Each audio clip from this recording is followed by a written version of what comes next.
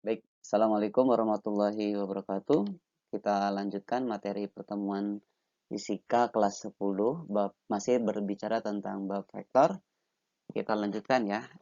Ini kita langsung masuk ke konsep praktis dalam yang biasa digunakan dalam kasus gaya untuk model kasus vektor. Nah, di sini ada 3 buah vektor, ada F1 arahnya ke seperti ini, garis kuning, kemudian ada F2, dan ada F3. Nah, pertanyaannya adalah berapakah resultan vektor totalnya? Atau F1 tambah F2 tambah F3-nya berapa? Nah, maka selanjutnya yang harus kita lakukan adalah menjabarkan vektor F1, F2, dan F3 ke dalam bentuk vektor basis.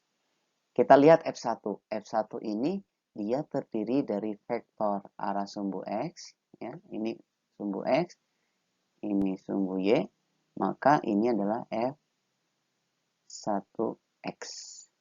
Dan dia terdiri dari vektor arah sumbu Y, kita sebut sebagai F1Y. Nah, kita tuliskan di sini berapakah besar F1X, ya. Nah, F1X dia adalah sisi sebelah samping dari sudut 53 ini. Maka kalau dia ditanyakan sisi samping, bisa kita gunakan cos. Hingga F1X itu nilainya sama dengan F1 cos 53. Atau F1 besarnya sama dengan 8 dan cos 53 sama dengan 0,6. Hasilnya adalah 4,8. Kemudian kita tentukan F1. F1Y. F1Y karena dia ada di depan sudut 53, maka bisa kita gunakan sinus. Ini berarti F1 sinus 53. F1-nya 8 dan sinus 53 adalah 0,8. Sehingga jadinya adalah 6,4.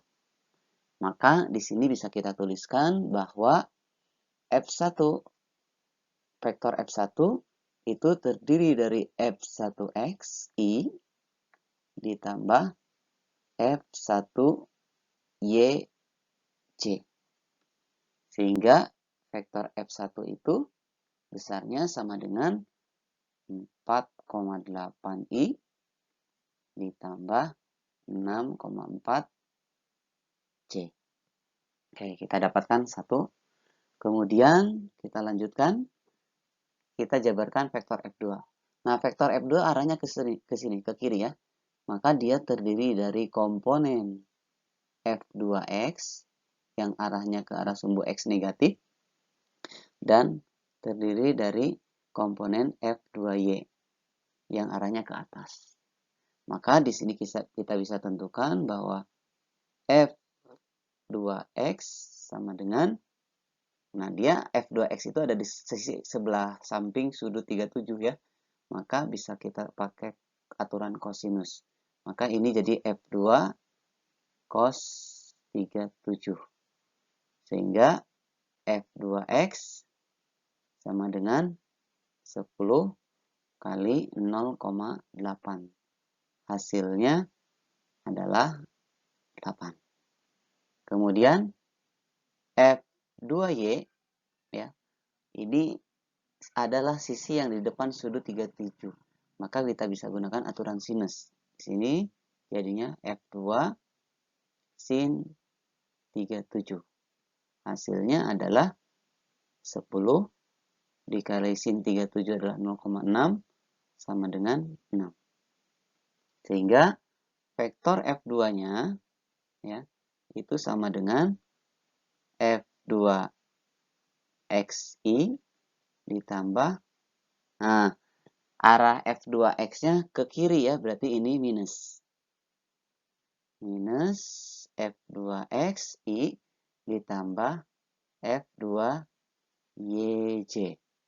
Sehingga hasilnya jadi min 8I tambah 6C.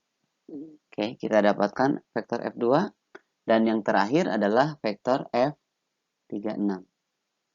Nah, berhubung vektor F36 ini udah segaris searah dengan arah sumbu Y negatif, maka sebetulnya F3 juga terdiri dari F3XI ditambah F3YJ.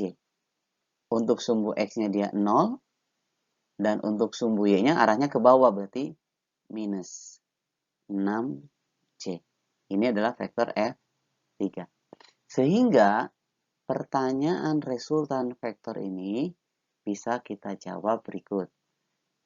Vektor resultan vektornya adalah F1 tambah F2 tambah F3. F1 berapa? F1 adalah 4,8I ditambah 6,4C, ya. Kemudian ditambah dengan F2, ya. F2 itu minus 8I ditambah 6C dan ditambah dengan F3. F3 itu adalah 0I min 6C. Nah, semuanya ditambahkan. Sehingga 6 tambah min 6, ini habis ya. Hasilnya adalah 6,4C dan 4,8 dikurangi 8 hasilnya adalah min 3,2I. Nah, sehingga ini adalah vektor resultan dari penjumlahan ketiga buah vektor sebagaimana terlihat di gambar. Inilah hasil penjumlahannya ya. Hasil penjumlahannya ini. Nah, ini. Sebesar ini. Sebesar min 3,2I plus 6C. Oke. Kemudian bisa ya dipahami ya. Jadi ketika misalkan ada 3 buah vektor atau lebih, kita ingin mencari penjumlahannya, resultannya, maka yang harus kita lakukan adalah dengan menentukan komponen vektor dari masing-masing vektor ke dalam vektor basis I, J, dan K kalau dia 3 dimensi. Selanjutnya, ini ada soal mengenai tentukan gaya F1 dan F2 seperti gambar berikut. Nah, ini kasusnya biasanya ini di bab tentang gaya ya. Tapi sebetulnya dia penyelesaiannya adalah dengan cara penyelesaian vektor. Baik, kita bahas ya. Ini juga sama. Ini ada 3 buah gaya. Ada gaya karena berat benda ini, arahnya kemana? Ke bawah ya. Arahnya ke bawah. Katakanlah ini sebagai F3. Kemudian ada gaya F2. Nah, kalau seperti ini berarti F2 arahnya ke sini. Dan ada gaya F1 arahnya ke sini. Nah, kita diminta untuk menentukan gaya F1 dan F2 di mana sudut yang dibentuk antara garis gaya F1 dengan dinding ini adalah 53 derajat. Nah, ini benda ini kan dalam keadaan seimbang. Ya. Seimbang. Atau bisa juga kita katakan benda ini dalam keadaan diam. Nah, kita ingat dalam materi bab gaya waktu kita belajar kelas SMP bahwa benda yang diam itu resultan gayanya sama dengan 0 ya.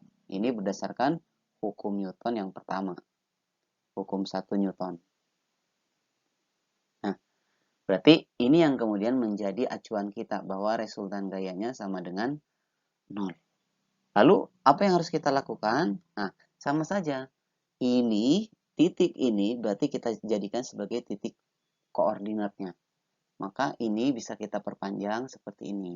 Nah, ini sebagai koordinat kartesiusnya ya. Kemudian ini adalah sumbu Y-nya. Nah, ini sumbu Y dan ini adalah sumbu X-nya. Sehingga di sini berarti kita tentukan ya vektor F1 berarti vektor F1 itu sebetulnya dia terdiri dari vektor pada sumbu X arahnya ke sini. Nah, gitu ya. Ini adalah F1X ditambah dengan vektor yang arahnya ke atas. Ini kita sebut sebagai F1Y atau sama juga dengan di sini nih, garis yang ini. Ini kita sebut sebagai F1Y ya. Kemudian kalau ini 53, maka sudut di sini juga 53 derajat. Nah, sehingga ketika kita diminta untuk menentukan masing-masing gaya F1 dan F2, maka persamaan fisikanya adalah berdasarkan hukum Newton 1, resultan gayanya sama dengan 0. Atau resultan gaya pada sumbu X juga sama dengan 0, dan resultan gaya pada sumbu Y juga sama dengan 0. Nah, sekarang kita lihat. Pada sumbu X itu ada gaya apa saja? Ada gaya F1X ya, yang arahnya ke kanan pada sumbu X positif, dan ada gaya F2 yang arahnya ke kiri. Maka bisa kita tuliskan di sini besarnya adalah bahwa resultan gaya pada sumbu X ini terdiri dari vektor F1X gitu ya, dikurangi F2 karena dia arahnya ke arah sumbu X negatif. F2 sama dengan 0. Begitupun sama pada sumbu Y, dia ada vektor yang arahnya ke bawah karena berat benda, dan ada vektor yang arahnya ke atas, seperti halnya gambar di atas.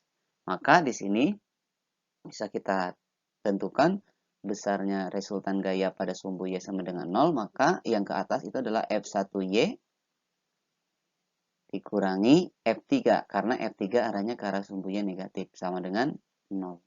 Nah, dari sini ini persamaan 1 dan ini adalah persamaan 2. Nah, dari sini kita bisa dapatkan F1 dan F2. Oke, kita jabarkan ya. F1X. F1X itu adalah sisi sebelah samping dari vektor F1. Maka F1X itu sama dengan F1 sin atau cos? Ya, cos ya. Cos 53 derajat min F2 sama dengan 0. Atau F1 dikali cos 53 itu adalah 0,6 min F2 sama dengan 0. Atau bisa kita pindahkan bahwa besarnya F1 atau F2 sama dengan 0,6 dari F1. Nah, untuk menentukan F2, kita harus tahu dulu F1. Berarti kita selesaikan yang persamaan ininya. Dari sini, F1Y, kita lihat F1Y itu adalah sudut yang ada di depan 53 ini. Sehingga kita bisa pakai gunakan aturan sinus. Maka di sini jadi F1 sin 53 dikurangi F3 sama dengan 0. Maka F1-nya kali sin 53 itu adalah 0,8 dikurangi F3. F3 itu adalah 50. Kurangi 50 sama dengan 0. Sehingga di sini bisa kita tuliskan 0,8 F1 sama dengan, pindah ruas ya, 50. Sehingga F1 sama dengan 50 per 0,8 atau F1-nya adalah 62,5. Nah, F1 dapat, maka F2 bisa diketahui. Masukkan ke sini. Sehingga F2 sama dengan 0,6 dikali 6,25. Atau hasilnya sekitar berapa?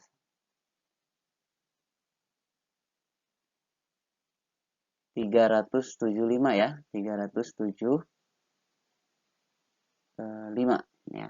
300 hasilnya sekitar 625 kali 2 itu 125, berarti 125 tambah 62. Ya, hasilnya adalah 125 ya kali 3 ya. Kali 3 hasilnya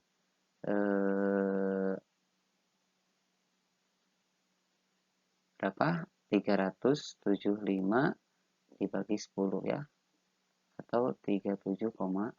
Hasilnya adalah 37,5. Nah, ini F2-nya. Ini satuannya dalam Newton, ini juga dalam F1. Jadi ini hasil akhirnya bahwa F2-nya sebesar ini dan F1-nya sebesar ini. Oke, gitu ya. Pada prinsipnya resultannya untuk menentukan masing-masing gaya tetap menggunakan metode vektor. Oke, sampai sini bisa dipahami ya. Nanti kita lanjutkan untuk materi selanjutnya. Terima kasih. Assalamualaikum warahmatullahi wabarakatuh.